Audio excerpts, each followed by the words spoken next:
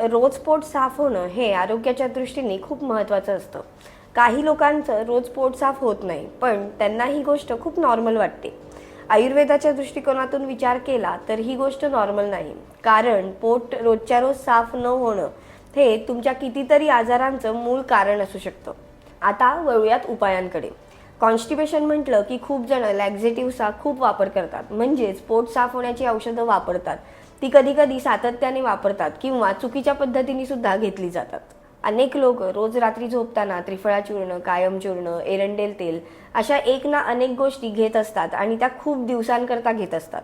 पण ही योग्य पद्धत नाही.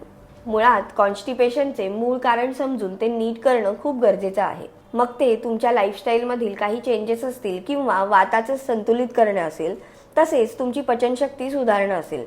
या सगळ्या गोष्टींनी कॉन्स्टिपेशन मुळापासून जाऊ शकतं. कॉन्स्टिपेशनच्या उपचारांमध्ये आयुर्वेदिक औषधांचा खूप चांगला उपयोग होतो, पण त्याचबरोबर तुम्ही आहारामध्येही काही बदल करू शकता, ज्यामध्ये तुम्ही जेवणामध्ये तुपाचं प्रमाण वाढवू शकता.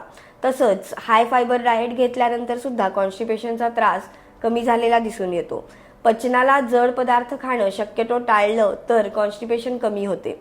तसेच तुम्ही काळ्या मनुका, कोकम सरबत यांचाही वापर तुमच्या जेवणामध्ये करू शकता.